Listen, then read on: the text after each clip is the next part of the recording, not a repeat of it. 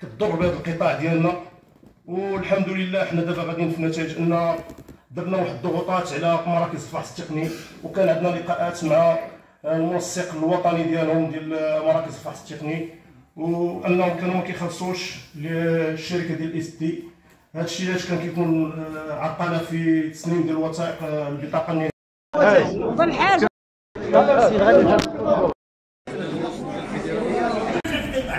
جاوت الناس بداو لك شنو بحال هنا، حنا ما قالناش هادشي، حنا بوجود الله وصاحب الجلاله محمد السادس نصره الله اللي غادي يحس بنا. الدراجات جينا اليوم باش نأسوا الجهه ديال الدار البيضاء سطات، بعد ما أسسنا 4 ديال الجهات، جهه ديال فاس مكناس، جهه ديال مراكش اسفي، جهه ديال الشرق، واليوم والبارح الجهه ديال الرباط سلاق نيطره، واليوم جينا باش نأسوا الجهه ديال الدار البيضاء، الدار البيضاء سطات، الجهه الكبرى، الجهه اللي فيها المدينه والعاصمه الاقتصاديه على الصعيد الوطني اللي كتحمل بزاف ديال التجار والمهني والحرفي. الا كان واحد الجم غفير من الحضور اللي حضروا لهذا الجمع هذا وهذا التاسيس هذا، والحمد لله الرئيس ديالنا رئيس الفيدراليه الوطني للكتب التجار المهني والدراجات عطى تزكيه، الرئيس مكناس كذلك جهه الشرق وجهه مراكش اسفي وجهه الرباط تماره القنيطره، والان جاو الدور ديال هاد الجهه هذه، وبعدها غادي يكون واحد الجهه ديال سوس ماسا. نتمنوا ان شاء الله ان الامور تم كما كنفكروا فيهم حنا في الاهداف ديالنا، اللي هي انه النهوض بهذا القطاع هذا اللي كيعاني بواحد الركود وكيعاني بواحد يعني كاين واحد العشوائيه، وحنا كنحاولوا ناطروا الناس اللي معنا في الفيدراليه ونوعيوهم ونحسوهم بالاهميه ديال هاد الاعمال اللي كنقوموا بها باش نطوروا هاد القطاع اللي ما هو افضل. وبهذه المناسبه كنشكروا الناس المسؤولين على القطاع اللي كيجاوبوا معنا، الادارات العموميه وكاع الاخوان اللي كنمشيو عندهم، يعني الباب مفتوح. السلام عليكم، مرحبا. زاهر رشيد، مدينه فاس، نائب رئيس جهه الفيدراليه الجهويه لكتاب وتجار ومهني الدراجات بمدينه فاس. حنا جينا لعند الاخوان لهنا للدار البيضاء من اجل دعمهم، من اجل تكوين هذيك الفيدراليه الجهويه ديال جهه الدار البيضاء سطات. هذا الحضور ديالنا والوجود ديالنا معهم هنا من اجل الدعم لهذا القطاع هذا القطاع اللي هو في حد ذاته غير منظم. حنا نحاولوا ما امكن اننا نكتفوا ونكتلوا ما بين الجهات من اجل يعني اعطاء واحد الزخم واحد القوه لهذا القطاع هذا، ونوضوا به نوضه رجل واحد، لان فيه العديد من الاختلالات وعديد من الاشكالات. حنا كنحاولوا ما امكن اننا نكونوا يعني مواكبين العصرانه ديال القطاع. بالنسبه لوزاره التجهيز تريد ان تقنن القطاع، نحن مع التقنين، ولكن مع عدم يعني اغفال الناس المختصين في هذا القطاع هذا، لان الناس المختصين كاين الناس ديال الاختصاص اللي عندهم افكار، عندهم اراء، عندهم يعني برامج من اجل انجاح هذا العمليه هذه اللي راه كتقوم بها دابا حاليا نارسه. وحنا مع الاخوان، وانتم كتشوفوا هنا الحضور يعني مكثف ديال جميع الاخوان بجميع الجهات كاينين هنايا.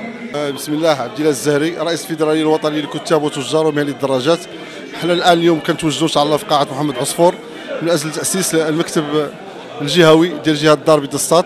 هو خامس مكتب دابا الحمد لله وحوله وقوته، حنا كنأسسوا فيه ان شاء الله تعالى.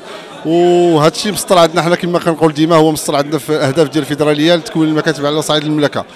وهذه المكاتب وهذا الحضور الغفير الحمد لله اللي كتشهدوا الدار البيضاء الا دليل على ان هاد الناس يعانون ما يعانون في ظل هذه القوانين اللي اصبحت مجحفه في ضد القطاع. هذه معنا، وحنا الحمد لله هذه بلاد الحق والقانون. حنا في موجود مولانا محمد السادس، عمرنا ما غنضموا ان شاء الله. وعاشوا لي رحمه الله تعالى وبركاته. الصفه ديالي امين السوق الدراجات الناريه العاديه المستعمله، رئيس جمعيه الاحرار سوق الدراجه الناريه والعاديه، النائب الاول ديال رئيس الفيدراليه الوطني للكتاب وتجار مهني الدراجه الناريه على صعيد المغرب. اليوم عندنا حنا المكتب الجهوي ديال جهه سطات كازا سطات. حنا كنديروا هذا الشيء كلشي المحاوله على العوائق والاضرار الجسيمه اللي عندنا والمشاكل اللي عندنا والمشاكل اللي كنعانيو فيها القطاع الدراجه الناريه. حنايا ضرينا بهذا المعنى. احنا وقفوا معنا الناس ووقفوا معنا وقدوا معنا المنافسه، وزاره النقل قدوا معنا الامور، ولكن باقي واحد العوائق خرجت لنا. البارح تبقوا عندنا واحد القانون خرج اليوم غيطبق علينا، لا يحمدوا عقباه. احنا ما نقبلوش بهذا الشيء. احنا الحمد لله كنبغيو قطاع يمشي بنظام ونظام. احنا بغينا الهيكله وبغينا القطاع يتنظم وبغينا يمشي بنظام وانتظام، ولكن باش نضروا حنا لا. احنا عندنا 60 عام في السوق، الناس هنايا عيب عن جد وارثين السوق مبيوت. كيفاش حنا لا يعقل حنا نخرجوا مدمرين واللي عندنا ركود وعندنا مشاكل. حنا خاصنا ناخذوا الحقوق ديالنا في هذا القطاع الدراجه الناريه ديالنا. حنايا دابا الله يجازيك بخير كنبيعوا موطور دراجه ناريه كيعطيو عامين عام ونص كيعطيوها للمواطن. يعني هذا المواطن شرى الدراجه الناريه عنده حق باش يخول ليه القانون باش هو يكون ملك المركبه، واللي يبيع يشري يدير التامين يقاد يصوب ما عندوش حق يبيعها. بهذا المعنى. هذه الثانيه. النقطه الثانيه غنشير لها، المواطن كيطيح ليه الصفيح وكيطيح ليه شهاده الملكيه الوصل النهائي، كيمشي كيدير ديكلاراسيون دو بيرس، كيدير التحريات القانونيه باش كيدوي باش يطلع الوراق ديالو. كيقول لي لا الله ورعاه، وهو الرجل الذي ناضل على هذا القطاع، يعني وهو قيد من الحرفيين وناضل على هذا القطاع منذ زمن بعيد. ثم بعد ان ظهر هذا قانون ديال ترقيم الدرجات الناريه دافع وناضل بكل ما اوتي من قوه. لست شاعرا ايها الاخوان، وانما كتبتها لكي ليس لي مال وفير لكي اقدم الحاج، فهو يستحق اكبر من مدينه ابنيها له واقدم له قصرا، ولكن الكلمات ربما ستعبر من خلالكم وخلال القصيده، فهي كالتالي: شغوف انا بالهوى. الحب. شغوف أنا بالهوى، أهين بالأشواق جبالا وأنهارا، مكسور الوجدان أنا أقاوم الليل والنهار، أبحث عن سند، أبحث عن وطن، أبحث عن عصفور يورد فوق أغصاني عساه أن يرد للاعتبار، عن زقزقة تهدئ توتر أعصابي، عن رفيق يشفي نضال المنكسرة انكسارا. من يكون رفيقي؟ عن رفيق يشفي نضال المنكسرة انكسارا، شغوف أنا أبحث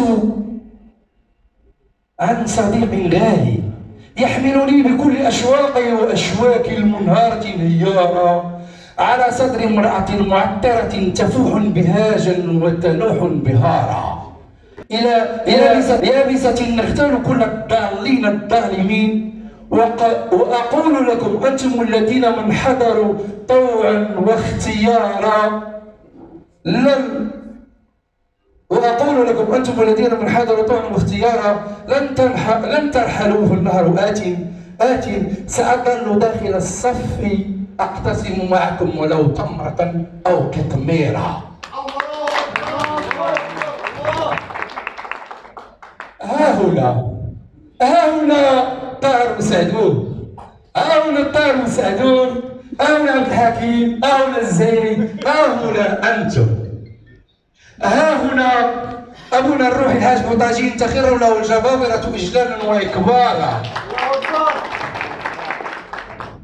ها هنا نيران الكآبة بانطفأت احتضارا واندحارا، فهل لي يا حمائمي وغردي يا عصافيري لقد استنفر الواشون أرواحهم استنفارا،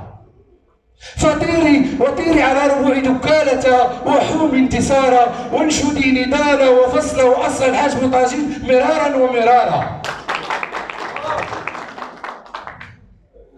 أنت من علمتنا سمفونية العشق في زرقة السماء، وفي سلامة المساء، في القلب حبا فصار.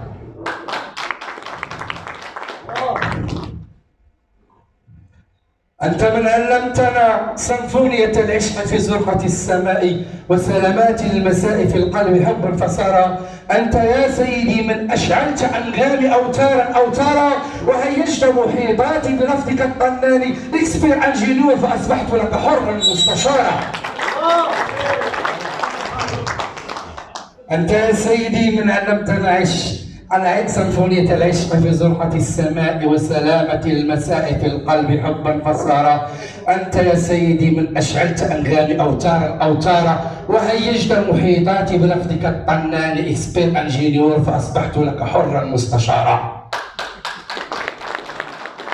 أيها السادة، اسمحوا لي من عيونكم أن نقدم للحاج بوتاجين حبا وشكرا واعتذارا، فأنتم وأنا الشغوف بهواكم لا نملك وجها مستعارا. سيوسف بنون على القصيدة الرائعة النابعة من القلب ديالو الحاج بوطاجي. والآن غادي نقرأ إن شاء الله برقية ديال الولاء صاحب جلالة الملك محمد السادس نصره الله. إخوان جلوس باش نقراو البرقية ديال الولاء صاحب جلالة.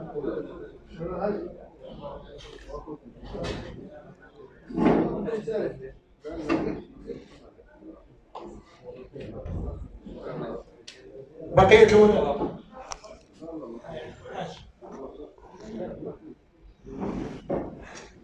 بقية الولاء. بقية ولاء وإخلاص مرفوعة إلى السدة العالية بالله جلالة الملك محمد السادس نصره الله وأيده بمناسبة الجمع العام التأسيسي لمكتب الفيدرالية لجهة الدار البيضاء سطات. الحمد لله والصلاة والسلام على رسول الله وآله وصحبه. مولاي صاحب الجلالة والمهابة حامي الملة والدين أدام الله عزكم وعلاءكم. بعد تقديم ما يجب من فروض الطاعة والولاء لجنابكم الشريف، يتشرف خادم الأعتاب العلوية الشريفة محمد أبو طاجين رئيس المكتب الجهوي الفيدرالية الوطنية للكتاب والتجار ومهن الدراجات لجهة الدار البيضاء سطات أصالة عن نفسه ونيابة عن كافة أعضاء المكتب أن يرفع إلى مقامكم العالي بالله أسمى عبارات الولاء والوفاء مقرونة بأصدق مشاعر التشبث بأهداب العرش العلوي المكين. نعم سيدي أعزكم الله، أبقاكم الله يا مولاي ذخرا وملاذا لهذا البلد الأمين ولشعبكم الملتف حولكم والمتعلق بأهداب عرشكم المنيف، ومتعكم برداء الصحة والعافية، وحقق على يدكم ما يسبو إليه أبناء هذه الأمة من رفعة وسؤدة، وأقر عينكم بولي العهد الأمير الجليل مولاي الحسن حفظه الله ورعاه، وشد عضدكم بشقيقكم السعيد صاحب السمو الملكي الأمير مولاي رشيد وسائر أفراد الأسرة الملكية الشريفة، إنه سبحانه وتعالى سميع مجيب الدعاء ومحقق الرجاء. والسلام على مقامكم العالي بالله ورحمته وتعالى وبركاته.